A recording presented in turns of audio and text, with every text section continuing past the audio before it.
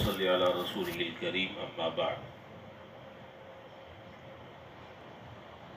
अब तक मुतअद्दिद रिवायात और मुतअद्दिद अहादीस आपके सामने जिक्र की जा रही हैं गुज़श्ता कई हफ्तों से। उन तमाम के तमाम रिवायात का और अहादीस का खुलासा ये है कि जनाब नबी करीम सल्लल्लाहु अलैहि वसल्लम की सुन्नतों से बढ़कर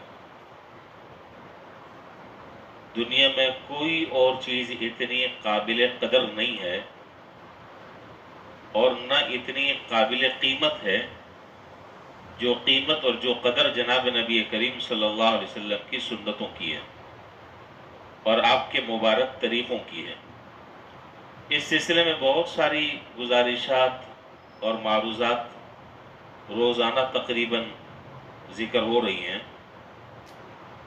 जुमरात के दिन मैंने बहुत से वाक़यात आपके सामने ज़िक्र किए थे जिसमें इस बात को बयान किया था कि जनाब नबी करीम सल्लल्लाहु अलैहि वसल्लम की सुन्नतों की हज़रात सहाबे किराम रज़ियल्लाहु ताला अन्हुम अजमईन की नज़रों में क्या कदर व कीमत थी और क्या उसकी अहमियत थी उनके दिलों में। आज की गुफ्तगू भी उसी से मुताल्लिक़ है और उसका एक पहलू आज जिक्र करना है। इतनी बात तो तयशुदा है कि हज़रात सहाबे किराम रज़ियल्लाहु ताला अन्हुम अजमईन हुज़ूर सल्लल्लाहु अलैहि वसल्लम के तरीक़ों को सीख कर, आपकी मुआशरत को सीख कर, आपके हुक्मों की इत्तिबा कर कर उन्होंने दुनिया में अपना लोहा मनवाया और सुपर पावर ताकतों से उन्होंने उनका मुकाबला किया और अल्लाह ताला ने बिल आखिर हज़रात सहाबा को फतह और नुसरत ऐसी अता फरमाई कि वो कुरान करीम का हिस्सा बन गई। तो दुनिया में राज करने का और दुनिया में इज्जत से रहने का सिर्फ और सिर्फ एक तरीका है। वो तरीका ये है कि जनाब नबी करीम सल्लल्लाहु अलैहि वसल्लम की सुन्नतों का तोक़ अपने गले में डाल लो। और अगर हम ये बात समझते हैं कि हुजूर की सुन्नतों को पामाल कर कर, हुजूर की सुन्नतों को पांव तले रोंद कर, हुजूर की सुन्नतों को छोड़कर हम दुनिया में इज्जत हासिल कर लेंगे तो ये एक ख्याल है, ये एक वहम है। इस वहम से ज्यादा इसकी कोई हकीकत नहीं है। बिल्कुल 2 और 2 4 की तरह बात वाज़ेह है कि अगर हम दुनिया में इज्जत से अगर रहना चाहते हैं और आखिरत में अल्लाह के सामने सुरखरू होना चाहते हैं तो उसका वाहिद तरीका सिर्फ यही है कि हम जनाब नबी करीम सल्लल्लाहु अलैहि वसल्लम के उसवे हसना को, आपके तर्ज ज़िंदगी को, आपकी मुआशरत को, आपके अखलाक को, आपके रोज़मर्रा के आमाल को हम इख्तियार करें। इसके अलावा कोई दूसरा ऑप्शन नहीं है। हमें जानबूझकर हुजूर सल्लल्लाहु अलैहि वसल्लम की सुन्नतों से दूर करने के मुख्तलिफ तरीके वो चल रहे हैं।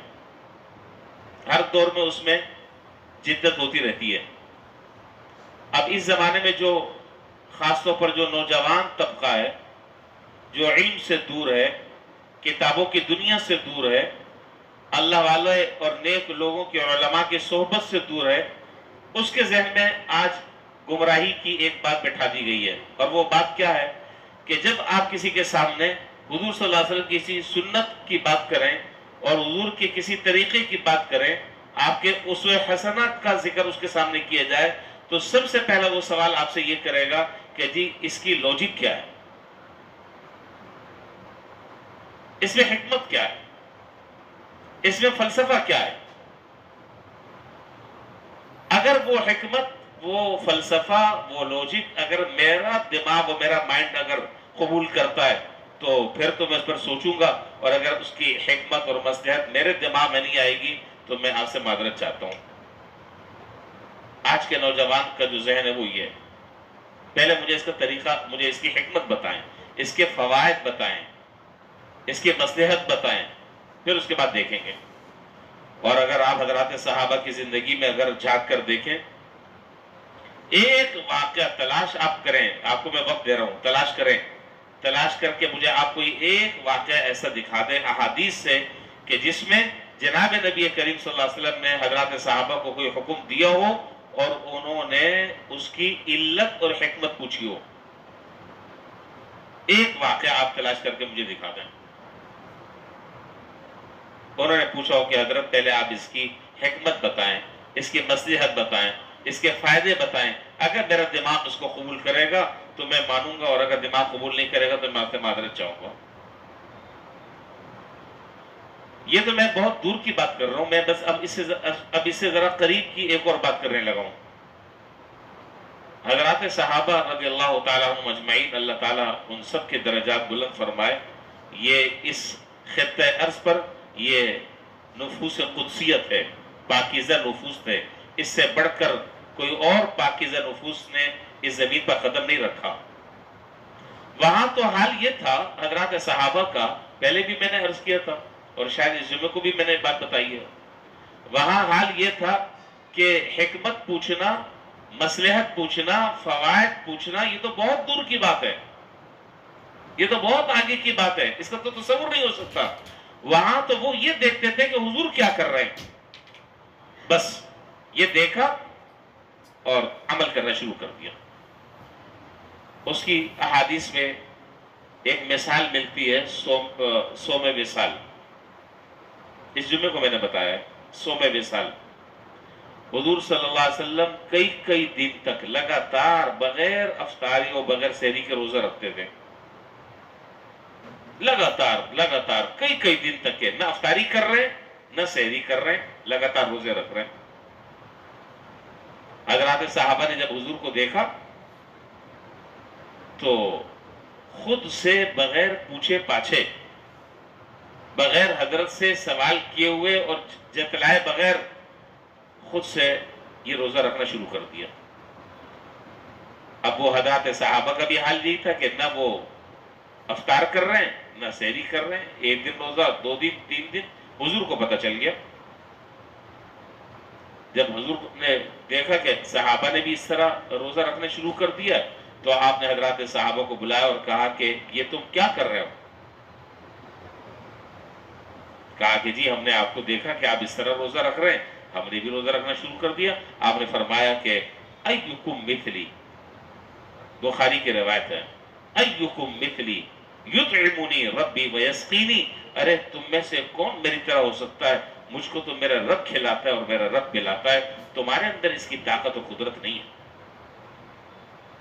یعنی یہ معنی نہیں ہے کہ میرا رب مجھے کھلاتا ہے آسمان سے جو وہ کڑھائی اور فرائی اور دسترخوان اور میکڈونلڈ اور KFC سے وہاں برگر آ رہے ہیں. نہیں، مطلب یہ ہے کہ اللہ تعالیٰ سے جو میرا ایک روحانی تعلق ہے، جو ذکر کے ذریعے مجھے حاصل ہو رہا ہے، دعاؤں کے ذریعے حاصل ہو رہا ہے، قرآن کریم کی تلاوت کے ذریعے حاصل ہو رہا ہے، اس کے اندر ایسی بلا کی تاثیر ہے کہ وہ کمزوری نہیں ہونے پا رہی، کمزوری نہیں ہو رہی. روحانی طاقت جو ہے وہ مضبوط ہو رہی ہے. لہذا تم اس کی طاقت نہیں رکھ سکتے. تمہارے لیے تو بہتر یہی ہے کہ تم روزہ رکھ رہے تو افطار بھی کرو، تم سحری بھی کرو. میرا مسئلہ الگ ہے. تو حضرات صحابہ کی شان یہ تھی کہ علت اور حکمت پوچھنا تو بہت دور کی بات ہے. وہ تو یہ دیکھتے تھے کہ حضرت اس وقت کیا کر رہے ہیں، بس یہ دیکھا، عمل کرنا شروع کر دیا. ہم آج جو ہے وہ حکمت پوچھتے ہیں، ہم آج مصلحت پوچھتے ہیں. ایک اور میں مثال دے دوں. میری بات ابھی آج جو میں جو بات کرنی تھی وہ تو ساری باتیں بھی رہ گئی ہے میری. یہ تو بس پتہ نہیں کہاں سے باتیں ذہن میں آ گئی. آج جو سوچ کر آیا تھا وہ بات ابھی پوری اسی طرح ہے. بس ایک اور بات کر بات ختم کر رہا ہوں. ایک مثال لے لیں. آپ نے دیکھا ہوگا اور آپ نے کتابوں میں بھی پڑھا ہوگا، اپنے بڑوں سے بھی سنا ہوگا کہ کھانا کھانے کے دوران اور خاص طور پر کھانا کھانے کے بعد انگلیوں کو چاٹنا سنت ہے. جانتے ہیں آپ، پڑھا ہوگا، سنا بھی ہوگا. اب آج کا نوجوان یہ کہتا ہے کہ جی مجھے پہلے اس کی حکمت آپ بتائیں کیا ہے. اچھا، مزے کی بات یہ ہے ہمارا ایمان اتنا کمزور ہے، اتنا کمزور ہے. آج سائنس نے تحقیق کر یہ بات ثابت کر دی. سائنس نے ہمیں، اللہ تعالیٰ معاف فرمائے، حضور کی بات پر اتنا یقین نہیں ہے جتنا سائنس کی بات پر یقین ہے. حضور نے تو 1400 برس پہلے بتا دیا تھا کہ دیکھو جب تم برتن چاٹو گے انگلی سے اور انگلیوں کو چاٹو گے تو اس کا 2 فائدے ہوں گے. ایک فائدہ یہ ہوگا کہ جب انگلیاں چاٹو گے تو تمہارا نظام ہاضمہ درست ہوگا. بہت سارے فائدوں میں سے ایک فائدہ یہ ہے. اور جب تم برتن چاٹو گے تو دو فائدے ہوں گے. ایک فائدہ یہ ہوگا کہ یہ برتن تمہیں دعا دے گا، اور دوسرا فائدہ یہ ہوگا کہ اللہ تعالیٰ کی اس رزق کی قدردانی پر اللہ تعالیٰ اپنے نعمتوں کے دروازے تم پر کھول دیں گے. تو اب انگلی چاٹنا جو ہے وہ تو بڑا معیوب ہے. انگلی چاٹنا بھی بہت دور کی میں بات بتا رہا ہوں. اب یہ جو آج کل ہمارے یہاں بوفے سسٹم چل پڑا ہے، جانتے ہیں نا بوفے سسٹم چل پڑا ہے. آپ جائیں، اچھے خاصے داڑھی والے، ٹوپی والے، سفید کرتا شلوار والے جی، اور نمازی وہ جانور کی طرح چل چل کر کھا رہے ہیں. اچھے خاصے لوگ، پڑھے لکھے لوگ جو مسجد کے ماحول سے جڑے ہوئے ہیں، چل چل کر جانور کی طرح کھا رہے ہیں. ورنہ کسی زمانے میں یہ طریقہ بہت معیوب تھا. ہم تو ہر کام میں جناب نبی کریم صلی اللہ علیہ وسلم کی اقتداء کرنے پر شرعاً، اخلاقاً، عقیدتاً ہمیں کرنی پڑے گی.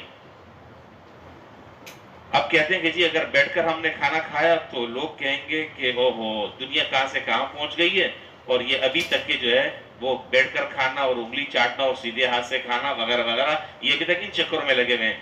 تو بھائی سوال یہ ہے کہ یہ تم الٹے ہاتھ سے سارے کام کر رہے ہو خلاف سنت، تم کون سے ترقی کے معراج پر پہنچ گئے، ذرا یہ تو بتاؤ.